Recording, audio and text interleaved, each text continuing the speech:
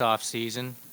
As I mentioned, after the season ended, our number one goal this offseason was to re-sign Nicholas Batum.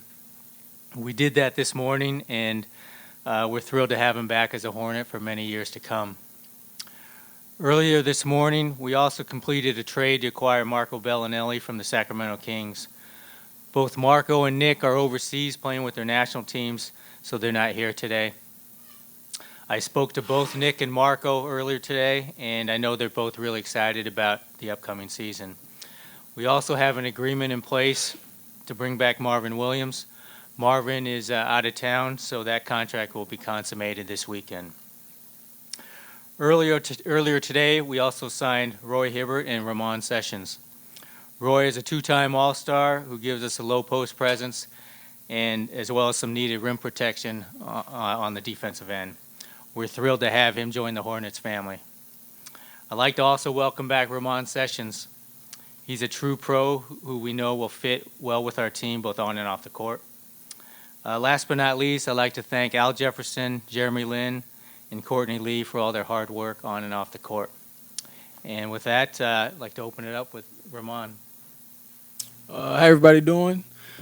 I'm just glad to be back in the Carolinas. If you guys don't know, I'm from Myrtle Beach, South Carolina, so this is home for me. I was here 2 years ago when it was the Bobcats, and it's just crazy how much has changed in those 2 years. Just walking in the building, the vibe is, all about the Hornets, and it's totally different. It's a lot of history, and I'm just here to, the team is growing. I've been following the team, and so much excitement in the city. You got the Panthers, you got the Hornets playing good, so I'm just here. Just hopefully we can continue to grow as a team and build and, head in the right direction. Yeah, I'm excited to be here as well. This is definitely one of the places that I was looking forward to having a conversation with, and it's a dream come true to be able to play here because, the fans are great, the city's great, and every time I've played here in the past, whether it was in Indiana or in LA, it's a tough place to play. So great team. Playing with a good core group of guys like Nicholas and MKG and everything like that. So yeah. Open up to questions. Chris, can you talk a little bit about the incentive for making trade? You haven't had a chance to address that before. Yeah, we just felt like, we were actually after Marco last summer. And that didn't work out for a number of reasons, but we just felt like we needed his veteran presence. He's a terrific shooter. He's a good competitor. We felt like there was some cost certainty there with his contract, and with Courtney a free agent, we just felt like the trade-off with the cost certainty was something that we needed. Ramon, we watched Kemba Walker have a career year last year, and I'm wondering what you saw from the outside compared to when you played with him and how you think that'll help you.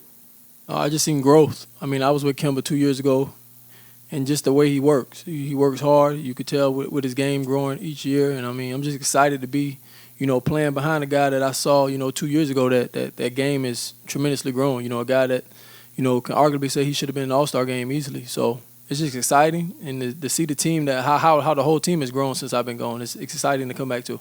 Ramon, you mentioned coming home. How much of that was driving this? Because I know when you played here, you talked about how special it was to be able to play in front of friends and family. No, it's very special. South Carolina, we're not fortunate enough to have an NBA team, but Charlotte is the closest place, and it was a big factor. And just watching these guys over the years, like I said, I stayed in touch with people, in the organization. I know I'm familiar with a lot of the faces. It was exciting. My family's excited, and it couldn't happen at a better time. On the 4th of July, I was with all my family. So it was an exciting call, and I'm glad we was able to get it done. Rich, Coach Clifford talked openly last year about your depth and the talent level and everything, and how that made this such a much better team and went to the playoffs than one from a couple of years ago.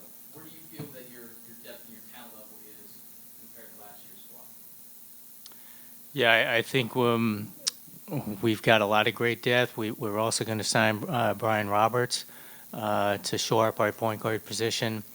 One thing that we're going to add next year, as you know, is MKG. Only played 7 games last year, so that's going to be a big boost for us.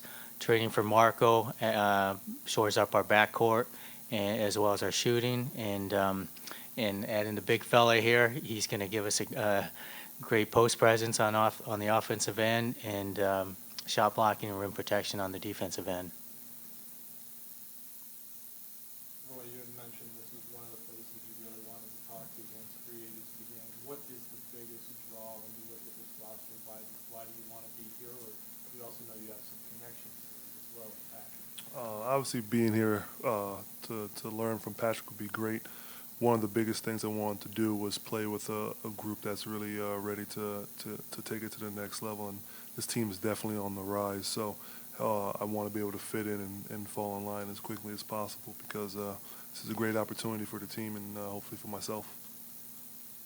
You know, we've seen the Hornets defense rank in the top 10 without a rim protecting center. Wondering how much you think, you know, Steve Clifford schemed around not having a traditional rim protector and how Roy will impact that.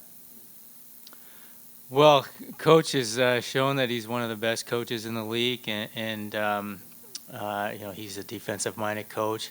I know he's going to use Roy to the best of his ability, and it's a good problem to have, to bring some added rim protection when you didn't have any, and so I think we'll be even better. Rich, how close are you to having a team that you're comfortable going together? I guess what I'm asking is, I know the two guys right here address needs that you talked about hypothetically, you know, for the last month or two. I just wondered if there's anything that I mean, I know you never stop looking for things, but I wondered if there's still anything on your to-do list as far as addressing needs. We'll probably add another player or two. Just, I mean, we've done the bulk of the work, and we've got a couple other spots to fill, and we're not going to rush into that. Just kind of take our time and then go from there. But it's fair to say, right, that you have addressed the things that you consider priorities they have to address by now, right? Oh yeah, we feel like we've added what we need to add, and I think depth is going to be one of our strong points again this year. Roy, both you and Patrick Ewing Jr. played for Jamaica. Did you cross over? Did you play together at any point? Pat's son? Pat's son at Georgetown, but outside of that, no. When you talked about the end of the season priorities and establishing the new roster, how good do you feel about what you've been able to accomplish? We feel really good about it. We feel like you know, Nick was our number one priority, and we got that done when there were a number of teams, probably 6 or 7 teams, that were willing to pay him the max. And so we were happy to get that done, and he's happy to be here. We're thrilled to have him back. Marvin Williams, you know, he was our number 2 priority. We're thrilled to have Marvin back. That deal is going to be consummated this weekend, and he's a big part of our team on both ends of the floor, and he's also a great leader in the locker room. And then adding Ramon and Roy, we feel like it gives us a lot of depth at the center spot, at the point guard spot. And, you know, some of the things that we always look for in guys that are good teammates, hard workers, great competitors. And both these guys fit those qualities to a T. Based on that trade, your perception was is that Bellinelli was better than anything you could get at 22? Yeah, we tried to get Marco last summer, and he's a guy that we tried to target. We also tried to trade for him. So, you know, we're thrilled to get him with the 22nd pick. And like I said, it gives us some cost certainty going forward with the cap rising so much. We just felt like that was a good opportunity to grab him. With the cost of with the cap rising and the salaries rising so much, how different was it for you guys in the front office approaching this offseason with the numbers? You know, you signed Batum with the richest contract in history. How, just from a mindset point of view, how different was it for you guys going through this offseason? Well, it was a little different just seeing the number of contracts out there and the escalating salaries. But it's something that we had planned for the whole year, and had a number of contingencies, and we feel good about everything we got done. Rich, can you talk a little bit about your meeting with Nick? I mean, we all saw that picture that he tweeted out of everybody at that conference room with the students right in the face now. I just wondered if you felt like you needed to get that done at that meeting before you were going to lose control of the situation. Is that what it felt like? And you wanted to make sure to get it done right there, right now, before anybody else had a chance to talk to you? Yeah, we met with him at 12:01 Eastern Time on the 1st, and luckily we were afforded the first opportunity to meet with him, and we gave him a presentation, and I think it resonated with him just how much we wanted him, his role with the team, and things of that sort, and we did feel like, hey, we got to get a deal done tonight or that night, because you never know if you don't get a deal done that day if you're going to lose a guy. So we definitely felt like we wanted to get a deal done, and we were thrilled to get it done. Roy, Al Jefferson played a big role in this franchise's resurgence. And as much as this league is becoming almost like a perimeter three-point shooting league, you still bring something aside from defensive and rim protection that offenses still need even in this day and age of the NBA. Obviously, I certainly feel like this is a good fit for you, not only defensively but offensively as well.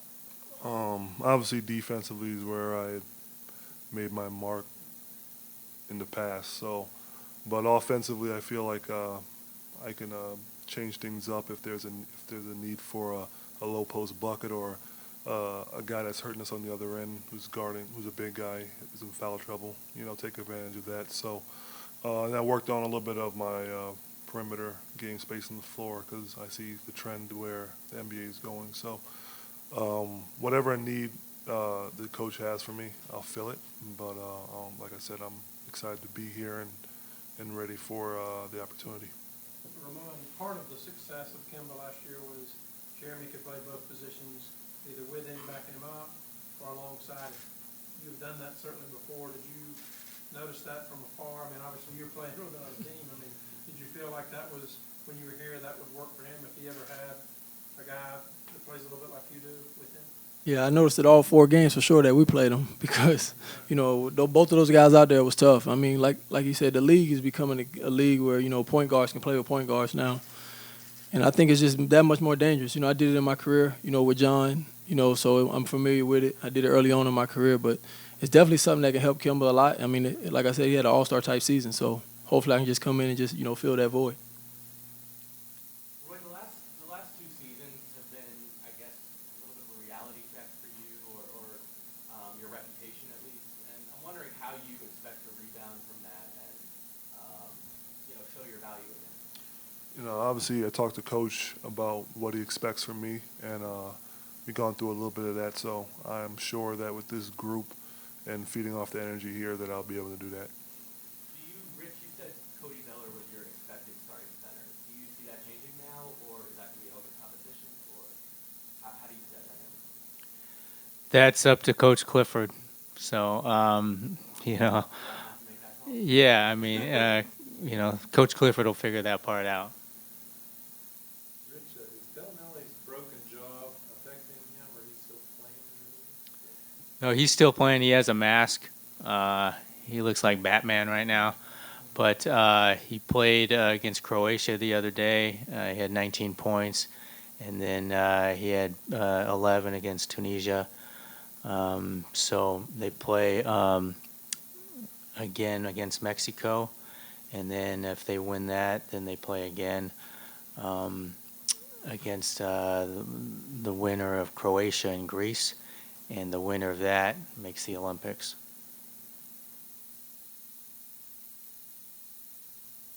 Well, I have you spent a lot of time in Charlotte and Hibbert. What do you know about the city? Usually when I go out to play, I'm usually room service in the room, so I haven't really ventured out too much. So, but I'll definitely do that while I'm here. So if there's any suggestions for places to go, let me know.